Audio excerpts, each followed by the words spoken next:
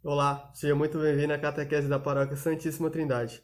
Eu me chamo Marcos Paulo, sou catequista da comunidade matriz e, semanalmente, estaremos enviando vídeos para continuar nosso programa de evangelização, apesar do distanciamento social. Mas, para bem começarmos, rezemos um Pai Nosso e um Ave Maria.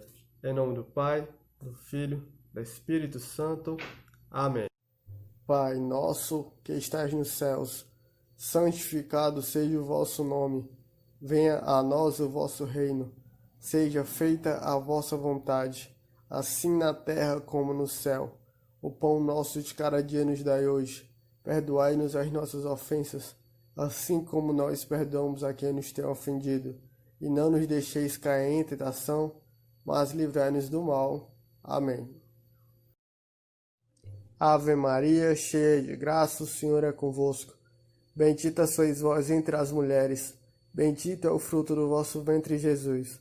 Santa Maria, Mãe de Deus, rogai por nós, pecadores, agora e na hora de nossa morte. Amém. Então, gente, eu precisei vir aqui para a tela do computador.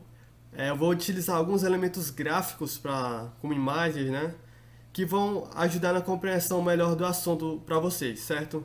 Então vamos lá. Como a solenidade de Corpus Christi foi criada? A princípio, antes da gente responder essa pergunta, vou dar um norte a vocês. A igreja tem um calendário certo que se chama ano litúrgico. Da mesma forma que nós civis, né, temos o seu calendário para dividir os meses do ano, a igreja também tem o seu calendário chamado ano litúrgico. E a festa de Corpus Christi vem depois de duas festas muito importantes. A primeira delas é o domingo de Pentecostes.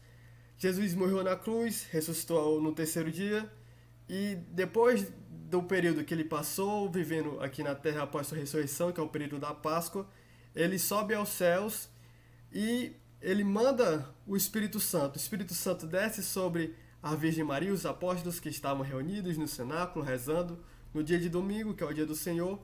E a partir desse dia, como posso dizer, a igreja sai em missão. A igreja, liderada por São Pedro, ela toma o caráter que nós conhecemos hoje, da pregação da palavra, da conversão das pessoas. E foi isso que aconteceu no domingo de Pentecostes. No domingo seguinte acontece o domingo da Santíssima Trindade. É a solenidade da igreja que celebra-se o nosso Deus, o Deus que é uno e trino, o único Deus que se revela em três pessoas. O Pai, que é o Criador, o Filho, que é o Salvador, o Redentor da humanidade, e o Espírito Santo, que é o Santificador. E logo após esse domingo, na quinta-feira, é celebrado a festa de Corpus Christi, que é uma festa dedicada à Eucaristia. E é celebrado justamente na quinta-feira porque foi numa quinta-feira que Jesus instituiu a Eucaristia na última ceia, certo? Vamos em frente. A história da solenidade de Corpus Christi passa por três figuras muito importantes. A primeira delas é Santa Juliana de Liege.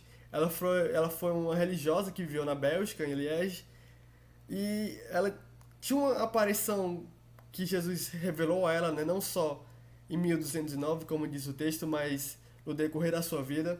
Essa primeira aparição ocorreu quando ela tinha 16 anos e se repetiu algumas vezes durante a sua vida, que aconteceu o seguinte: quando ela estava diante da Eucaristia em adoração, ou seja, o corpo de Jesus, a Eucaristia ficava na igreja, nela iria lá para rezar, e ela tinha a visão de uma lua muito bonita que ela era coberta por uma faixa de sombra, uma faixa escura que cobria a luz da lua. Por muito tempo ela não entendia qual era o significado dessa visão, mas Jesus permitiu a ela que ela entendesse e o sentido era esse. É que faltava à igreja uma festa, um dia dedicado à Eucaristia, que fosse celebrado a esse grande dom da Eucaristia do corpo e o sangue de Cristo.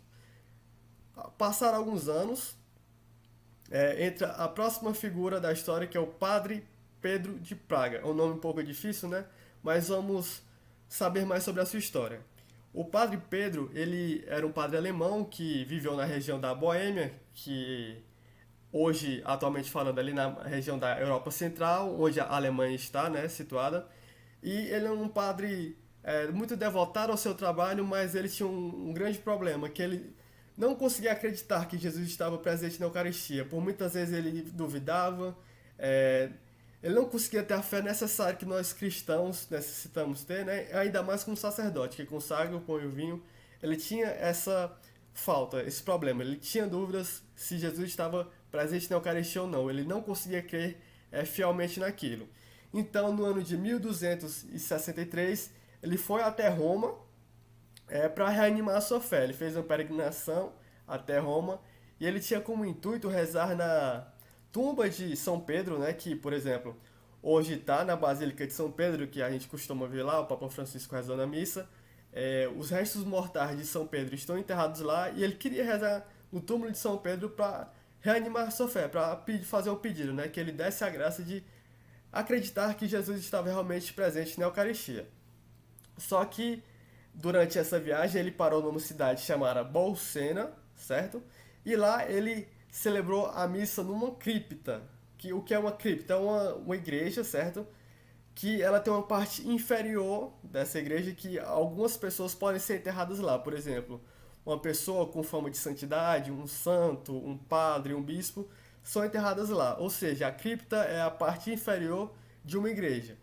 E essa cripta era dedicada a Santa Cristina, uma santa, e ele estava celebrando a missa usando como altar, ou seja, a mesa em que o sacrifício da missa, que o corpo e o sangue de Cristo são consagrados, o altar dele era a tumba de Santa Cristina. E a partir do momento que ele foi pronunciar a consagração do pão, o pão eucarístico começou a sangrar.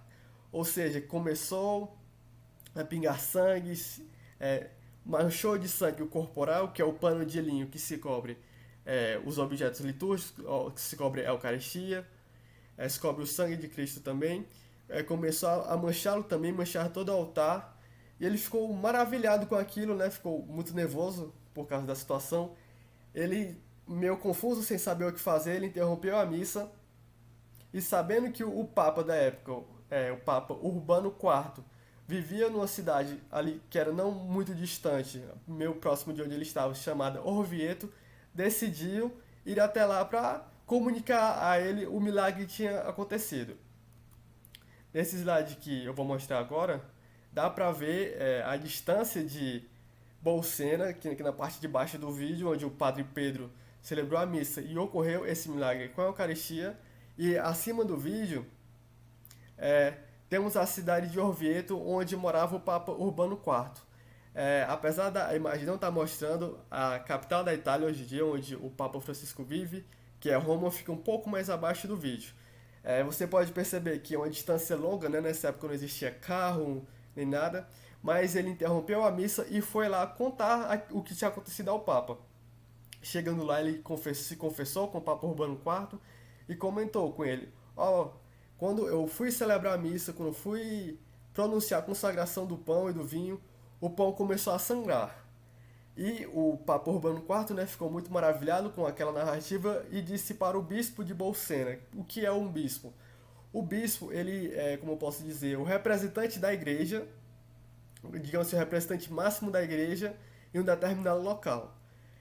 O bispo de Bolsena, que é o representante máximo da igreja, né, na região de Bolsena, a mando do bispo de Roma, que é o Papa Urbano IV, sucessor de Pedro, que é o chefe dos bispos, certo? O bispo de Roma, né, o Papa Urbano IV, ele pediu ao bispo de Bolsena que fosse levado nesse corporal, esse pano de linho e a hóstia que sangrou até a sua cidade, né, Orvieto, onde ele morava. E assim foi levado. Assim que o Papa se deparou com a hóstia que sangrava e o corporal, o pano de linho que também estava marcado de sangue, o Papa proclamou: Corpus Christi. Ele exclamou: Corpo de Cristo. Maravilhado com já aquele sinal extraordinário que Deus lhe deu, né? Ele sabia que Jesus estava presente na Eucaristia, mas agora, para aumentar a fé daquele padre, do Padre Pedro, Jesus fez esse milagre para que ele pudesse crer verdadeiramente que ele estava presente no pão e no vinho. Uma historiadora americana que se chama Joan Carol Cruz, ela tem um livro chamado Eucharistic Miracles, Milagres Eucarísticos, na tradução simples, ela diz que o corporal, ou seja, o pano de linho que protege, né, as hóstias, né, para não cair nada, que é um objeto litúrgico usado no altar, ele está conservado, ele que foi marcado com o sangue de Cristo, ele está conservado, foi preservado, e ele é exposto na Catedral de Orvieto, que está aqui nessa foto ao lado. Aqui embaixo tem uma fonte que é do site do Padre Paulo Ricardo, que com certeza é de muito valia para todos nós, para o nosso aprendizado. Passando-se o ano do ocorrido em 1264, o Papa Urbano IV ele publicou uma bula chamada Transiturus Hoc Mundo, criando a festa de Corpus Christi. Para quem não sabe, uma bula é um documento escrito pelo Papa que é de interesse geral da Igreja. Por exemplo, o Papa pode escrever um documento destinado à Igreja vamos supor, a Igreja do Brasil, ou a Igreja dos Estados Unidos, ou de diocese especial, mas a bula ela é feita para a Igreja como um todo, em todas as partes do mundo. E ela tem esse nome porque é o seguinte: o documento ele era lacrado com um selo redondo, e com o passar do tempo esse selo se tornou o nome do documento, que em latim se chamava bula, né, e em português se chama bola, ou seja, era um selo redondo que ele era usado para garantir que aquele documento era, de fato, autêntico, escrito pelo Papa, um documento papal, certo? E por meio desse documento, em 1264, o Papa Urbano IV criou e instituiu a festa de Corpus Christi. Aqui eu tenho algumas frases do documento, eu vou ler 3 trechos aqui para vocês verem. Cristo, nosso Salvador, deixando este mundo para ascender ao Pai, pouco antes de sua paixão, na última ceia, instituiu em memória de sua morte o sacramento supremo e magnífico de seu corpo e sangue, dando-nos o corpo como comida e o sangue como bebida. Ele, nessa parte, ele relembra o que Jesus quis deixar na sua última ceia. A Eucaristia é o sacramento, é um sinal vivo que Jesus está presente, é um sacrifício, tendo do seu corpo e do seu sangue, da mesma forma que ele se entregou na cruz, né? Ele se entregou o seu corpo para ser crucificado, mas também deixou o seu corpo e o seu sangue na Eucaristia. Assim, o Salvador foi dado como alimento. Ele queria que, da mesma maneira que o homem fosse enterrado em ruínas por comida proibida, ele vivesse novamente por comida abençoada. O homem caiu pelos frutos de uma árvore da morte, ressuscitou por um pão da vida. Daquela árvore pendia um alimento mortal. Nele havia um alimento da vida. Esse fruto trouxe o mal, essa a cura. Um apetite mal fez o mal, uma fome diferente gera o lucro. A medicina chegou onde a doença havia invadido, de onde a morte veio, a vida veio. Daquele primeiro alimento dizia-se: no dia em que você comer, você morrerá. No segundo está escrito: quem come este pão viverá para sempre. Ele faz referência aqui ao livro do Gênesis, que no livro do Gênesis, Adão e Eva viviam no Jardim do Éden, e Deus deu total acesso a todos os frutos do jardim, menos da árvore do bem e do mal, uma árvore que ficava no centro do jardim, e que, como nós sabemos, Eva comeu e deu a Adão, e a partir disso eles cometeram o primeiro pecado, o pecado original. E ele está dizendo aqui, daquele primeiro alimento, ou seja, do fruto daquela árvore, do fruto de Eva, quem comer, como ele disse para os dois, para Adão e Eva, quem comesse iria morrer.